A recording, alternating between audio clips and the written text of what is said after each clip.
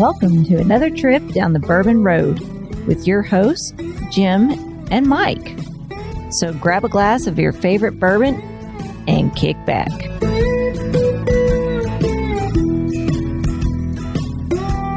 Well, you know who likes to give back to their community is one of our sponsors, Jim. Chris Cruz from Cruz Customs Flags. He does custom flags out of bourbon barrels. Not only does he do that, but he's also using veterans to build those flags with. I've got one right behind me, Jim. I know you got one on your bar. Beautifully handcrafted, repurposing a bourbon barrel, not throwing it away, not making it into smoking chips, making a piece of Americana, right? It's something that'll last probably quite a few years longer than a bourbon barrel would, right? Not only that, but he's using veterans to build those pieces of art with. You know, you got to love that. But he's also giving back to his community at all times, helping veterans out like ourselves. He is really in tune to that. Go check his site out, cruzcustomsflags.com. You can buy his flags on there, key holders. Heck, Jim's got some these neat little cups that are charred inside, made out of oak, that you can put a cocktail in. They call those the whiskey grail, don't they? Yeah, that is. It kind of reminds you of, when you think of a grail, but truly a whiskey grail right there. Go check those out at Cruz Customs Flags. Purchase from this guy, veteran owned, veteran operated, making a veteran built product. Hello, everybody. I'm Jim Shannon. And I'm Mike Hyatt. And this is the Bourbon Road. And today, Mike, it's another Craft Distillery Monday. Definitely don't have a craft distillery on the show today. Well, maybe one of the first craft distilleries.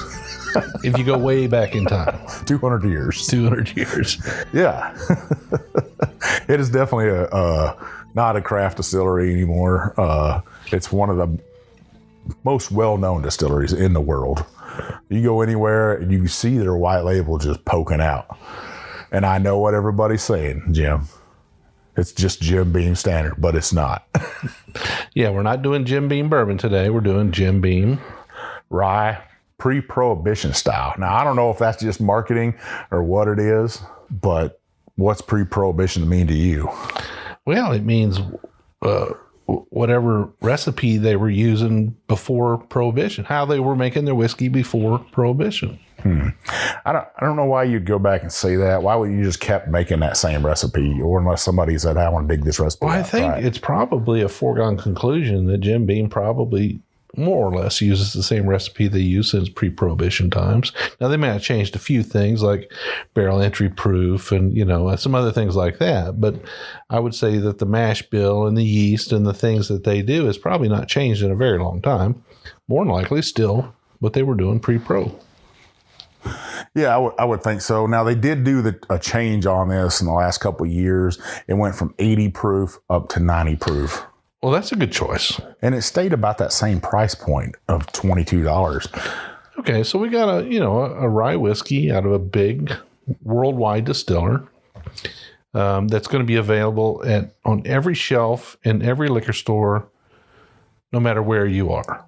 Yeah, you would think that's the key to it right there is, I don't know about worldwide on the 90 proof because I think some countries limit distilleries to the 80 proof standard. That's true. So that could be an issue with it. It's got the green label, so it's rye, right? Their standard bottle. And they kind of talk about that. They went back to it because it's a dry spiced rye with a long, soft finish, making it great for whiskey cocktails. Now, is that true? Heck, who knows? We're about to find out. We are about to find out. Now, have you had this before? I haven't. I don't even think I've ever. Usually I watch what people pour into my cocktail. And usually around here it's Old Forester rye or the Old Granddad. Now, Mike, I would say chances are probably pretty good that one time or another in our life, somebody's pulled this from the well and made a cocktail for us. More likely. I would think so. I probably think so. Now, this is a non-age stated whiskey. We believe it's about 40 years old, and it has an undisclosed mash bill. Nobody really knows what it is. Well, let's see what that grain tells us. Well, let's know this. Cheers. All right, cheers. A little bit of ethanol on the nose there. It's grainy, a little bit. It's got a decent amount of oak, but not getting a lot of it's got a good color to it, but there's not a lot of barrel char to it. Not a lot of smokiness or toasted kind of. It has more of a nose for a bourbon, and that would lead me to believe that the mash bill on this is a Kentucky rye, meaning it at least has 51% rye and probably a high content of corn. There's some corn in this, and probably the very least amount of malted barley, I would believe. Yeah, I'm getting a little banana taffy on this. Mm-hmm. It doesn't have a real sweet nose to it, though. I get that corn sweetness from it, that banana taffy, maybe a little bit of sweet tea to it, just that tea note. But the ethanol is a little bit heavier than I would like, I think, on the nose. You getting any spice on that nose? Yeah, definitely getting a little bit of spice. I just can't get past the graininess. It's got a big grain nose to it. So I'm definitely thinking it's got some pretty decent corn content.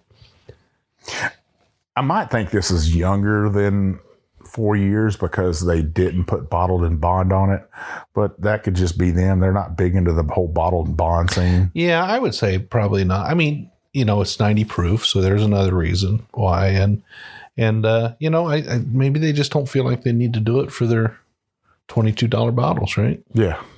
Well, heck, let's try this. Let's taste it. Cheers.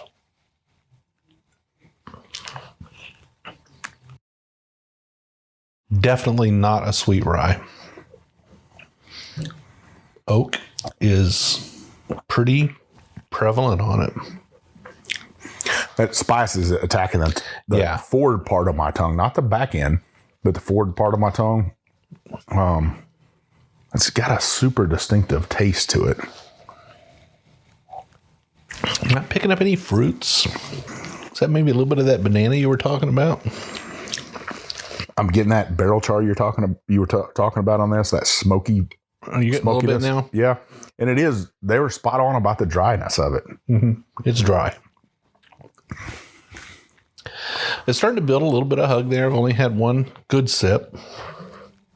I am surprised that the finish on it is a little longer than I expected. But I'm not getting a whole lot of spice on the back of my palate. If I'm getting anything, it's some black pepper. Yeah, I could get black pepper on this. I'm getting actually a little bit of pecan on this, and maybe even a little bit of pecan shell of that bitterness drying to it. But more of that smoky charcoal flavor, a little bit of tobacco on that. Maybe those Swisher Sweet cigars. Yeah, this wouldn't be high on my list on a sipping rye, but it's holding its own. The finish is longer. Like I said, the finish is a bit longer than I expected it would be for a $22 bottle. Yeah, I think it's got a good, soft, medium finish on it. And they're spot on about a cocktail, I believe. If you're going to be putting some good, simple syrup in your cocktail, you're going to be putting even some maple syrup in it from our good friends up Seldom Seen Farms. This right here would be perfect with that type of cocktail. That's, you already got your sweetness from your syrup. You're not going to get much from this. No, you're going to get your spice from this, though. Right. Going back to the nose, I'm still getting that ethanol burn. Yeah, I'm just getting a little bit more of now like chewing tobacco taste from it.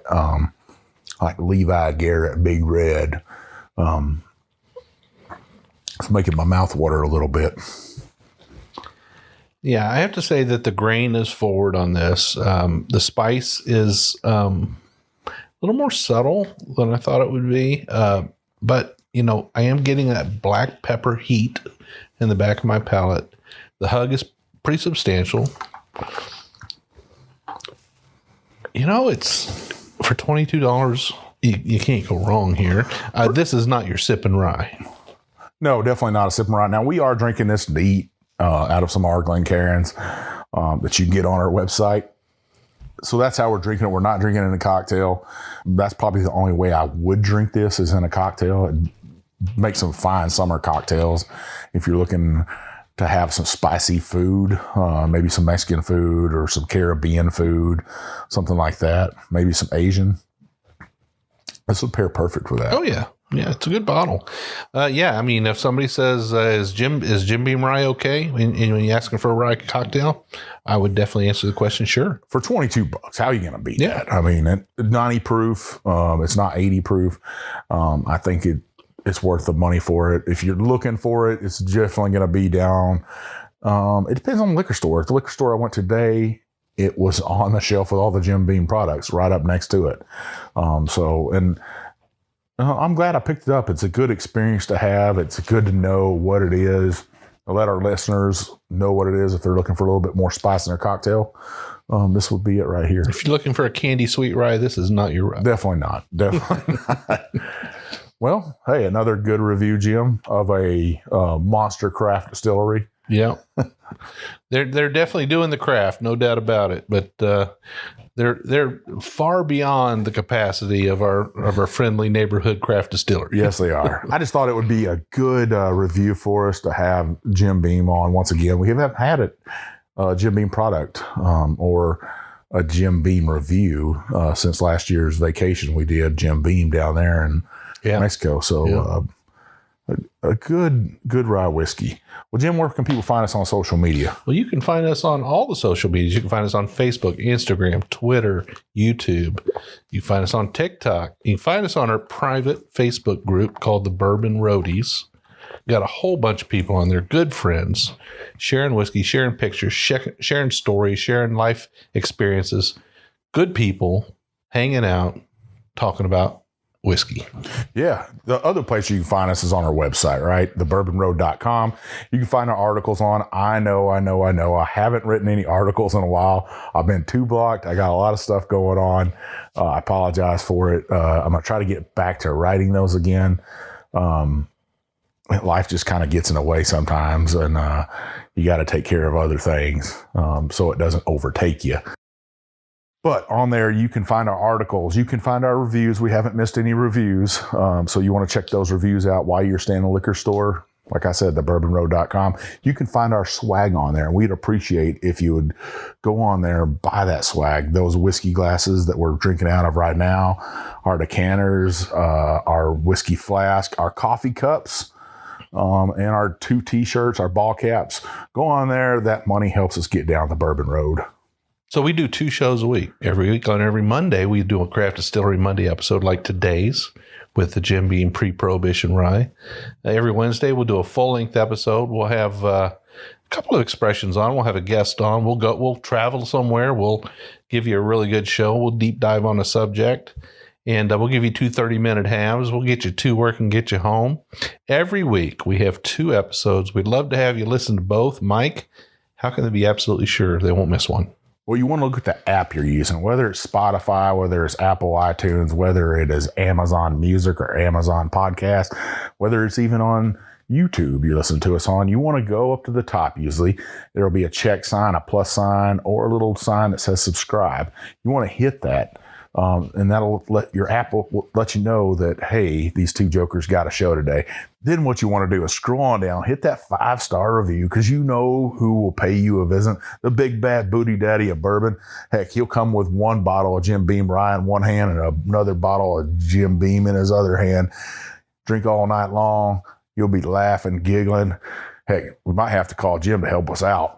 But at the end of the night, you're going to get that 5-star review, those comments. But seriously, those help open up doors that gets great whiskeys in our hand, gets us into beautiful distilleries to tell you all about, set up your trips, have great guests on. We'd really appreciate it. Well, Mike and I are very approachable. We'd love to hear from you. If you've got an idea for a show, if you've got an idea for a guest, we'd love to have you reach out to us. Like Mike said, you can go to our website. On there, we have a Contact Us page. Fill it out, quick message. we'll get it. We'll respond. You can also send us an email. I'm Jim at thebourbonroad.com. He's Mike at thebourbonroad.com. But like we always say, probably the best way is to hit up our DMs on Instagram. I'm JShannon63. I'm Big Bourbon Chief. And we'll see you down the Bourbon Road.